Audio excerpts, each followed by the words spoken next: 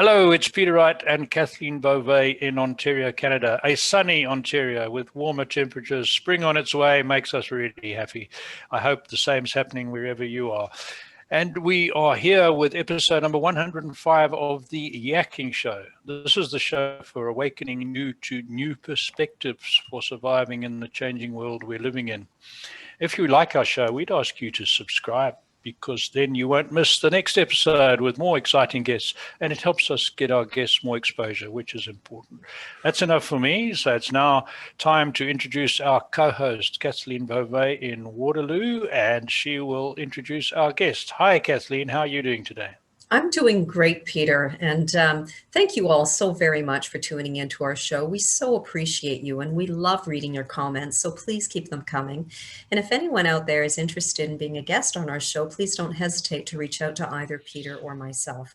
And as Peter mentioned, we do have another special guest. He's coming to us from Florida today. Lucky him. Please welcome David Somerfleck. David, welcome to the show. How are you today? I'm very well. Thank you so much, Kathleen and Peter, for having me on. I appreciate that. Well, you are a digital marketing specialist. Can you tell our audience a little bit about your background and how you came to work with industry leaders to expand their digital marketing presence? Certainly. Well, basically, I started in digital marketing back when it was still very new in the mid 90s. I was still a college student finishing up a degree in English, and I had already interned for several newspapers and marketing agencies while a college student. And I realized that at that time, they were beginning to look at internet marketing more and more small businesses, especially enterprise level businesses, wanted to be online. They saw that as a new up and coming medium. So I began to study programming and SEO and content marketing and design back while I was still in college. And then upon graduating from college, my first job was at a small marketing agency. And so over the course of 25 years, I worked at multiple marketing agencies, advertising agencies, publishers. And of course, in between those positions, I would work as what's called a freelancer or individual consultant. I always preferred the term consultant better or more. So that's how I got started. And approximately 3 years ago, my wife and I moved to Florida. My father lives in Florida, about a half-hour drive from us. And so that's when I began kind of consolidating and working much more selectively. Wow. So not only have you been a digital marketing specialist and still are, but you were also a certified small business mentor for, I think it was 10 years or so. So what are some of the highlights from that experience, Dave? Yeah, absolutely. I was a certified small business mentor for several nonprofit organizations, often for about 10 years. One of those organizations is called SCORE, which is a division of the United States Small Business Administration, where I would be emailed, you'd get emails, phone calls, what have you, maybe 3-4 times a day on average from struggling small business owners or nonprofit founders or startup founders, just wondering, how do we get a grip on digital marketing? How do we finish a business plan? How do we get the funding we need to bootstrap and scale our business for accelerated growth? So after I would probably take a break like every 6 months or so, just to recoup from all the questions and all the emails and everything coming in.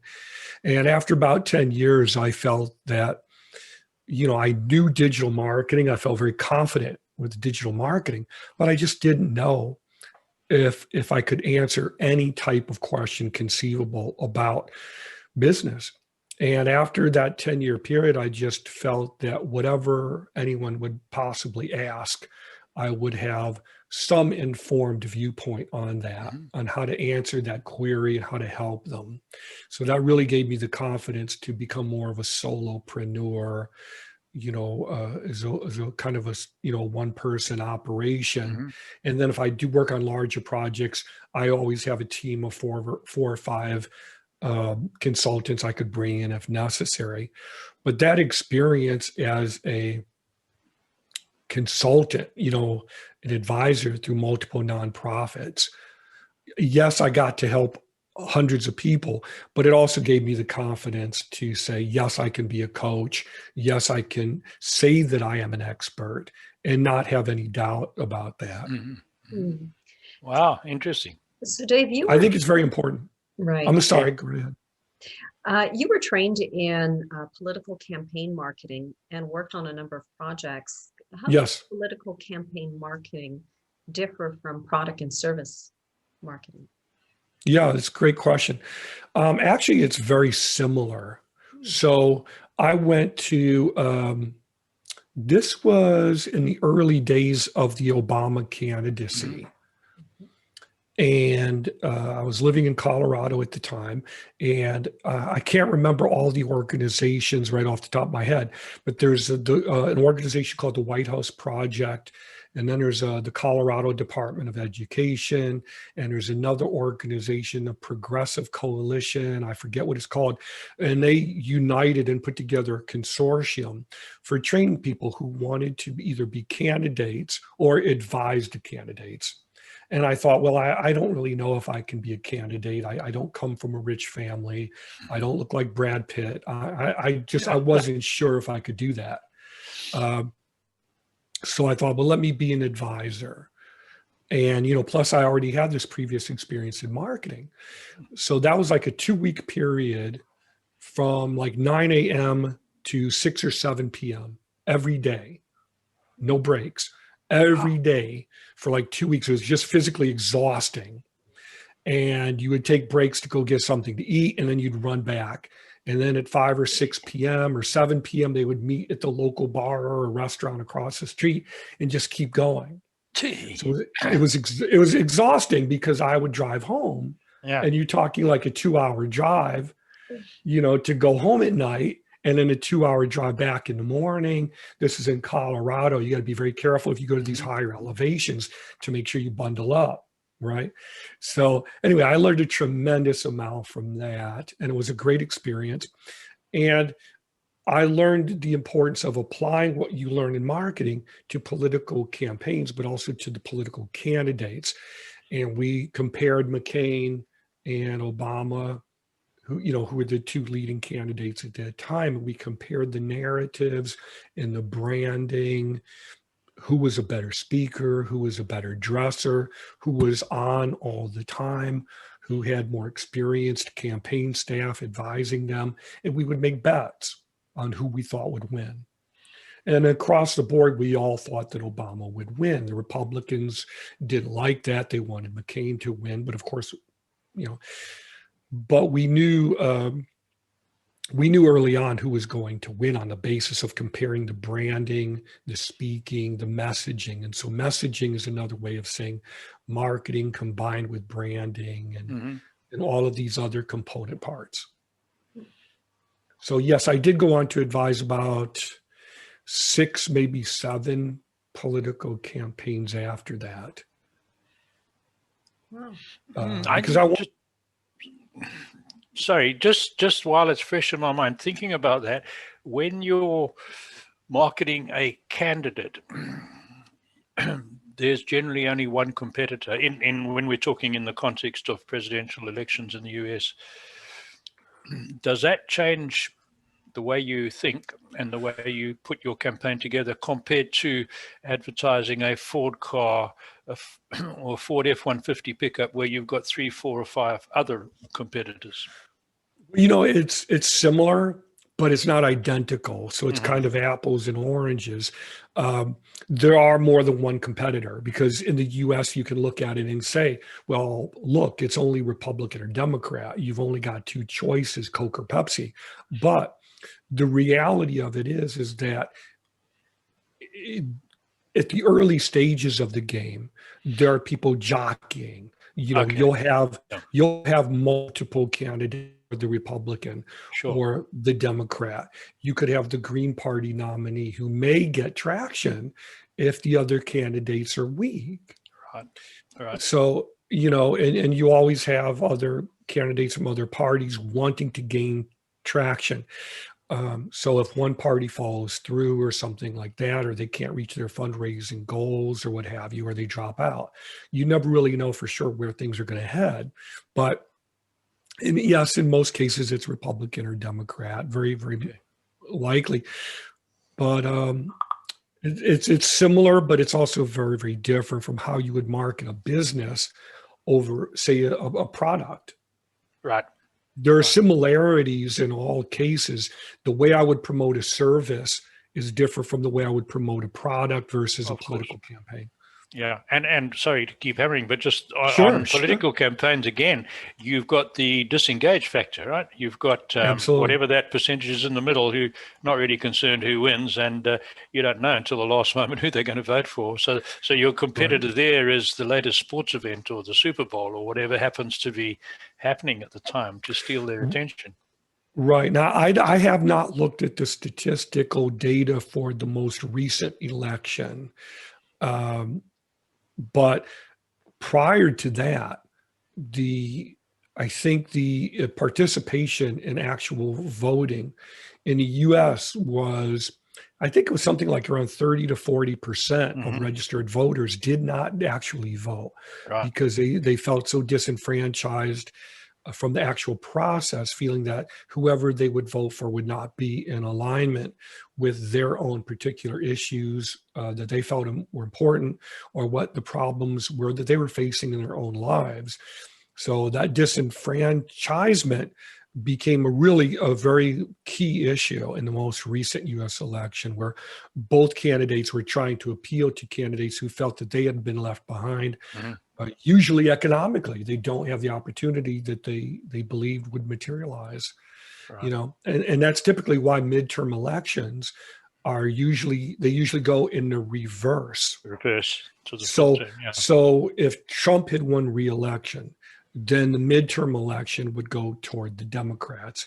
If it were Biden, then the midterm elections would typically go toward Republicans. So they swing back and forth because both parties are going to feel, look, I don't have the job opportunities. Healthcare is still a total disaster in the U.S., in my opinion, compared to other countries. We're the only major industrialized country that has no national healthcare service, and I don't think they ever will, because it's already established as part of the institution. Part of it, what it is. Yeah. Sorry, I've gone off on the political angle. I know Kathleen. Quite all right. Going to take me to task here. Sorry, you go for it. What do you want to ask? Dave? Well, Dave, can you tell us about the two books, The Road to Digital Marketing Profits and The Illustrated Guide to Digital Marketing? Yes, I was looking around to see if I have a copy on the floor somewhere that I could pick up. There's a copy over there in my bookcase, but I can't reach that. But basically, The Road to Digital Marketing Profits is a book I wrote because I kept getting the same questions from small business owners and nonprofit organizations through SCORE and other nonprofit organizations, people looking for help and guidance. I was getting so many of the same questions day in and day out after years and years. So I thought, well, let me put together a book that attempts to take you from the beginner's perspective. So what's a good metaphor to try to make it more palatable and more fun? So I thought, well, you're getting on a trip to drive from point A to point B. Let's talk about metaphors to try to frame the conversation so we don't intimidate people with this technical jargon. So there's a GPS. You don't want to drive or get in your vehicle without a GPS or at least a map. You want to make sure you have a full tank of gas. You want to have change in your car for toll booths. You don't want to pick up scary looking hitchhikers without knowing who they are first, and vetting them if you can. What do you do if you go down a road with no gas stations and you're on a quarter of a tank? So we use those types of metaphors to frame the digital marketing conversation. So in that process, I introduced terms and concepts that are very important for small business owners or business owners, period. SEO, e-commerce, content marketing, content repurposing, paid advertising, which we call PPC, responsive design, on and on. So we talk about all of these concepts as well as the larger concept of cause and effect, which you could say is spiritual. You could say it's practical as well. So we go through that until we get to the final destination. The final destination being you're fully informed, but you also have a business plan that you can now take with you to a bank or credit union and show them, hey, if you give me this loan that I'm applying for, I know how to use digital marketing effectively.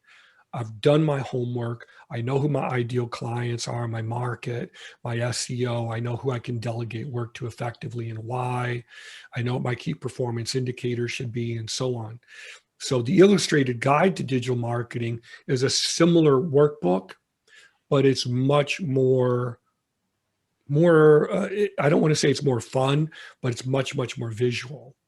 Some people like to learn visually, so it has many more infographics and charts. We talk about design more. We talk about the pyramid, inverted pyramid, what they call funnel design structure.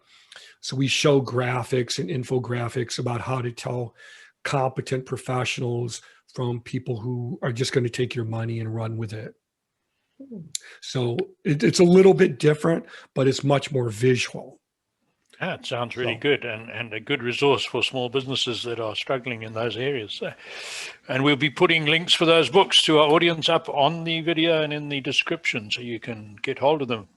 I got one for you, and this is one we ask many of our experienced business guests. So you've had considerable experience with large and small operations, both profit, non-for-profit, political. So you've probably more experience than most. What's the most important characteristic, do you believe, that sets the highly successful apart from the average? Be that a company or a manager or an entrepreneur, what's the one thing that you see makes the huge difference?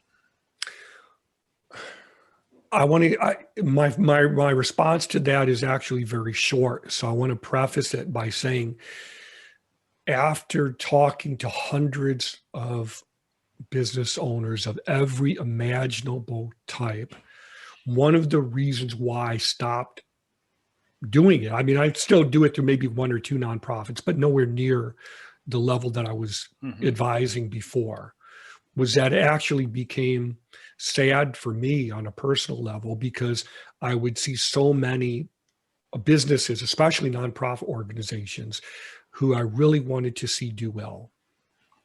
And I would see them disappear one by one by one.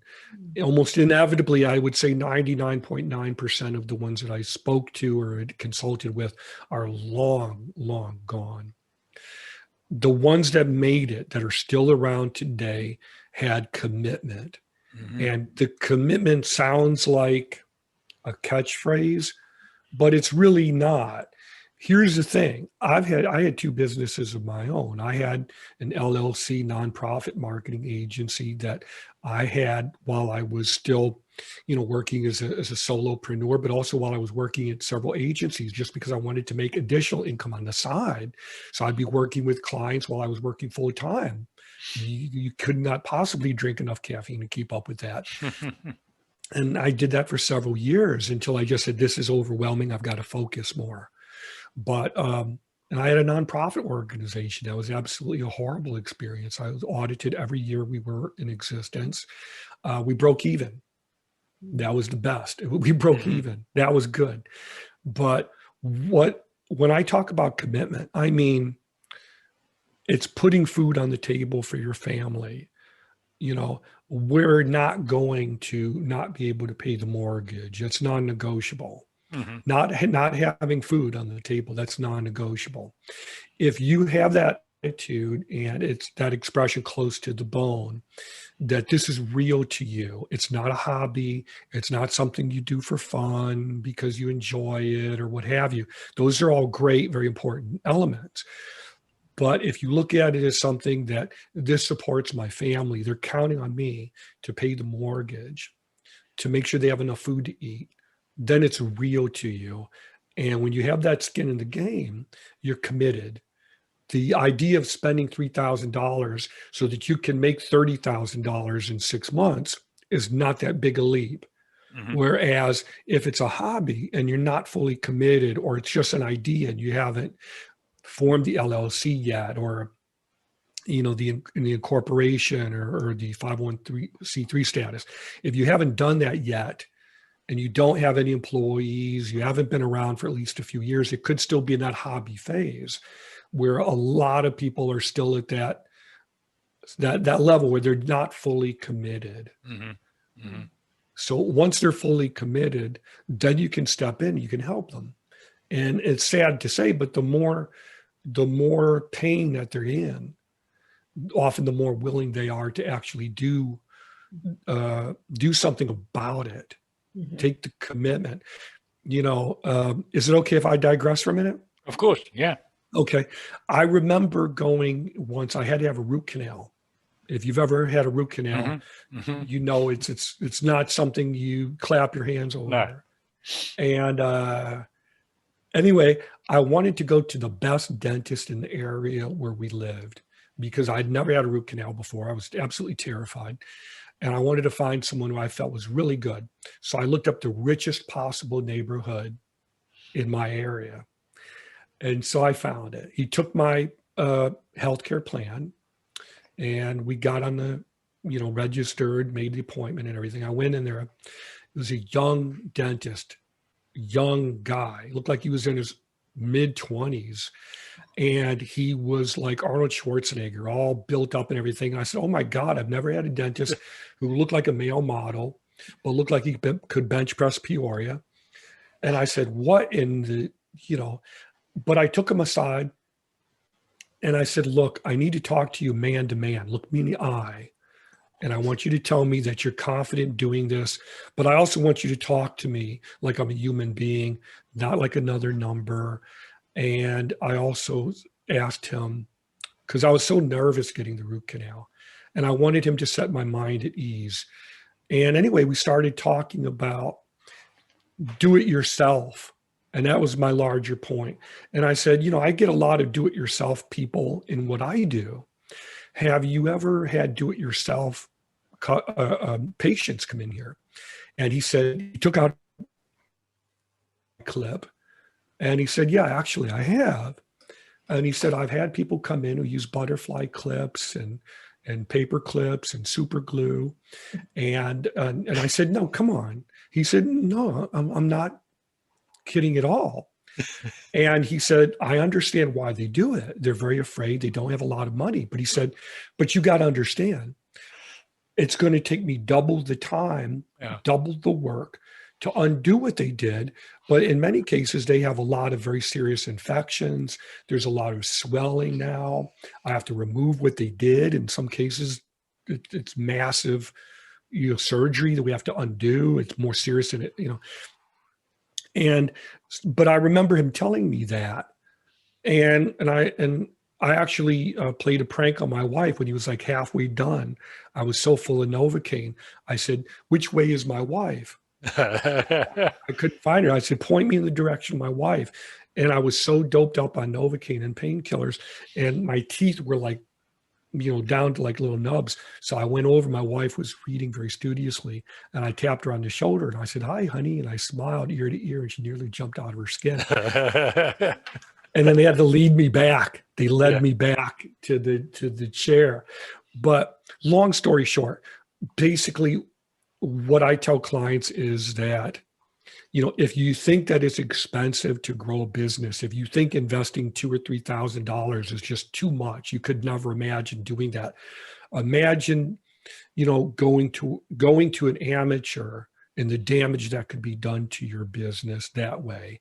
Mm-hmm. So imagine, the cost of do it yourself with the dentist, with the plumber, if you've ever tried to fix your own, plumbing or tried to fix your own car, you realize that, spending a few hundred or a few thousand, depending on what the problem is actually a bargain because now it's over.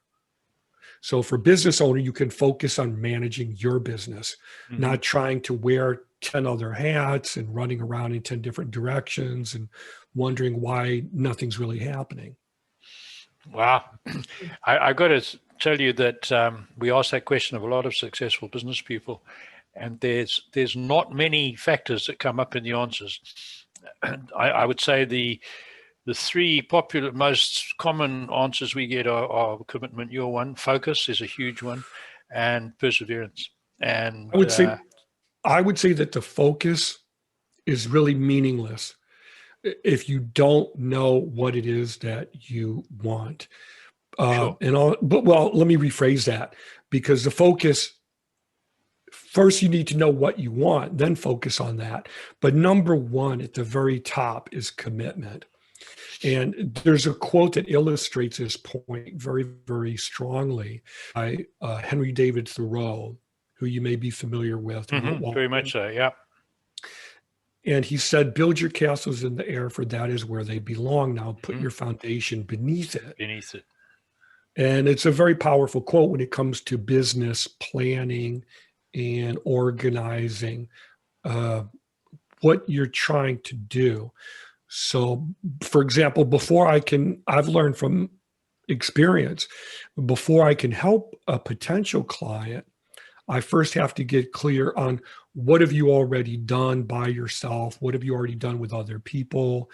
What are your priorities? What are your major, most important, most pressing, urgent goals versus your long-term goals? What are your wants versus your needs? We have to work these details out before we can begin, or you end up in that perspective where, from a digital marketing perspective, you have your website up, but it's not attracting any leads. So we need to take it down. Now we need to write new content. We need to rebrand it. We need to make sure it's responsive so that it works on all types of devices. So rather than have to go through all of that, let's collate all of this information first so that we have our organized plan. It's like going to the grocery store with no grocery list. No list. Yep. Yeah. Right. What am I going to get? I'm going to get all pizza and hot dogs and donuts.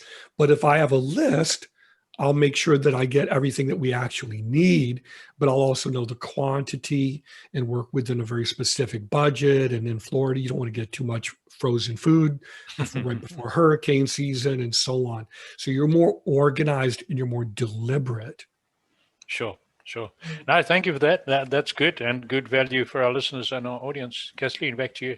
Well, we're running short on time. So how do people contact you? Certainly. Just go to www.dms.blue. Those are my initials. It's what I do as a digital marketing specialist, and it's my favorite color. I wondered where the blue came from, and blue shirt. And I've got a blue shirt too. DMS.blue. We will put that there. We got literally 2 minutes, and there's a very last one.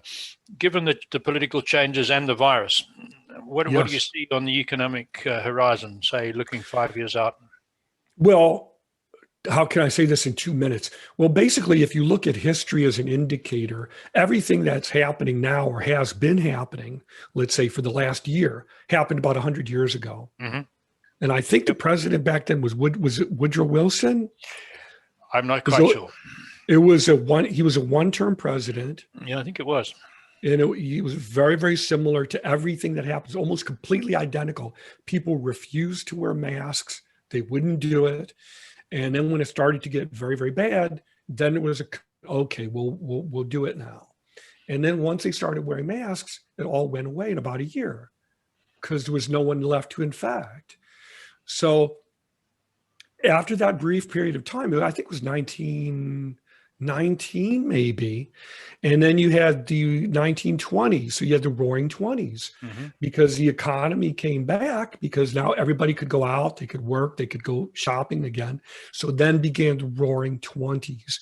So I see a year from now, maybe 6 to 12 months from now, I see there being an economic recovery, but I don't think it's going to, I do believe very firmly that there will be much more e-commerce, much more selective shopping experiences. I don't think that everything's going to go back to the way it was before. I think more people are going to be using Zoom. They're going to be working remotely. They're going to be valuing their time more and not doing things that they don't need to do. They're going to be looking to online tools to cut redundancy and reduce overhead. But I do think the economy will rebound between 6 and 12 months from now. Great. Well, that's encouraging news for everybody. Thank you, Dave. It's been really Absolutely. good. Really good. Yes. Thank you, Kathleen. Thank you, Peter, for having me. I appreciate Well, it. it's been wonderful. Thank you so much for joining us. And thank you all so much for tuning into our show. And once again, we do appreciate those comments, so please keep them coming. And if anyone out there is interested in being a guest on our show, please don't hesitate to reach out to either Peter or myself. And until next time, take care, everyone. Bye-bye. Bye.